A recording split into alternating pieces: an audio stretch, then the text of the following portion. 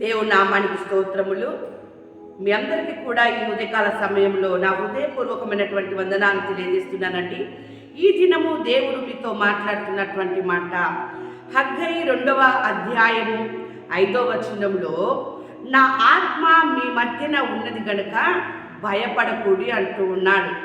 దేవుని బిడ్డలారా, ఒంటరిగా ఉండి లేక వృద్ధాప్యంలో ఎవరు కూడా చూడలేనటువంటి పరిస్థితుల్లో ఉండి అనాథలుగా ఉండి బాధపడుతూ ఉన్నారా? అందరూ ఉండి కూడా ఎవరు లేనటువంటి స్థితిలో లేక నెమ్మది లేని స్థితిలో మీరు ఉంటూ ఉన్నారా? దేవుడు మీతో మాట్లాడుతూ ఉన్నాడు. నా ఆత్మ మీ మధ్యన ఉన్నది, మీరు భయపడకండి, నేనున్నాను మీకు అని మాట్లాడుతూ ఉన్నాడు. మీరు దిగులు పడకండి, నేనున్నాను, నేను మీకు సహాయం చేస్తాను, నేను మిమ్మల్ని చూసుకుంటాను, మిమ్మల్ని నేను పోషిస్తాను అని చెప్పేసి ఆయన మాటలు నీకు తెలియజేస్తూ ఉన్నాడు. ఈ ఉదయకాల సమయంలో ఈ మాటలు వింటున్నటువంటి ప్రియ కుమారుడా, ప్రియ కుమార్తె, ఒక భక్తుడు ఈ రీతిగా మాట్లాడుతూ ఉన్నాడు. కీర్తనలు 119వ అధ్యాయము 50వ వచనంలో, నీ వాక్యము నన్ను బ్రతికించి ఉన్నది, నా బాధలో ఇదే నాకు నెమ్మది కలిగించుచున్నది అంటూ ఉన్నాడు. ఆయన మాటలు ఆ భక్తుడికి నెమ్మది కలిగించి ఉన్నాయంట.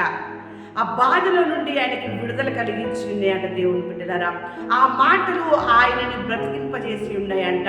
ఈరోజు అదే మాటలు ఈ ఉదయకాల సమయంలో మీరు వింటూ ఉన్నావు. ఈ మాటలు వింటున్నటువంటి నీకు నెమ్మది కలగజేస్తూ ఉన్నాడు దేవుడు. ఈ మాటలు వింటున్నటువంటి నిన్ను, నీ కుటుంబాన్ని ఆయన పోషిస్తూ ఉన్నాడు, బ్రతికింపజేస్తూ ఉన్నాడు. దేవుని బిడ్డలారా, చూడండి, వాక్యం సెలవిస్తూ ఉంది కదా. యోహాను రాసిన మొదటి పత్రిక 2వ అధ్యాయము 5వ వచనములో, ఆయన వాక్యము ఎవడు గైకొనునో వానిలో దేవుని ప్రేమ నిజముగా పరిపూర్ణమాయెను.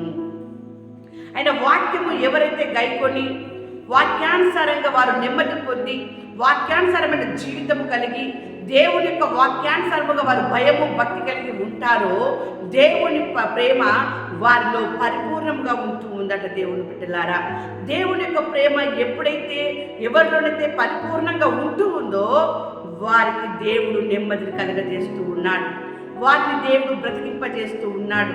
అంతేకాకుండా చూడండి, వాక్యం సెలవిస్తూ ఉంది. ఆదికాండము 50వ అధ్యాయము 21వ వచనములో, కాబట్టి భయపడకుడి, నేను మిమ్మును మీ పిల్లలను పోషించదనని చెప్పి వారిని ఆదరించి వారితో ప్రీతిగా మాట్లాడెను.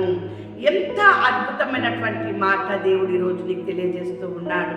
అవును దేవుని బిడ్డలారా, తిండి లేనటువంటి పరిస్థితిలో ఉన్నటువంటి కుటుంబాలు ఎన్నో ఉన్నాయి. తిండి లేనటువంటి పరిస్థితుల్లో ఎంతో మంది ఒంటరిగా బాధపడుతున్నటువంటి బిడ్డలు ఉంటూ ఉన్నారు. కానీ ఆయన మాటలు మీకు నెమ్మదినిస్తూ ఉన్నాయి, ఆయన మాటలు మీకు ప్రీతినిస్తూ ఉన్నాయి, ఆదరిస్తూ ఉన్నాయి, బ్రతికింపజేస్తూ ఉన్నాయి. ఆయన మాటలే మిమ్మల్ని పోషింపజేస్తూ ఉన్నాయి, ఆయన మాటలు మీకు ధైర్యాన్ని ఇస్తూ ఉన్నాయి.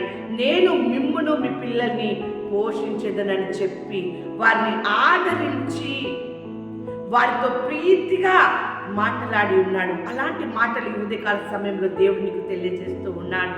నువ్వు దేవుని నమ్మినట్లయితే, నమ్ముట నీ వలనైతే నమ్మవానికి సమస్తము సాధ్యమే.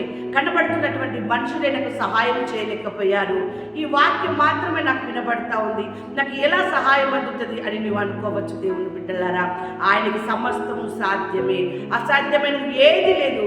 ఈరోజు నీ జీవితంలో గొప్ప అద్భుత కార్యము నువ్వు చూస్తావు. ఆయన నీకు, నీ కుటుంబానికి, నీ పిల్లలకి అద్భుతమైనటువంటి ఆదరణని, అద్భుతమైనటువంటి శక్తిని, నెమ్మదిని మీకు, మీ కుటుంబానికి ఇచ్చి నిండారుగా మిమ్మల్ని ఆశీర్వదించును గాక.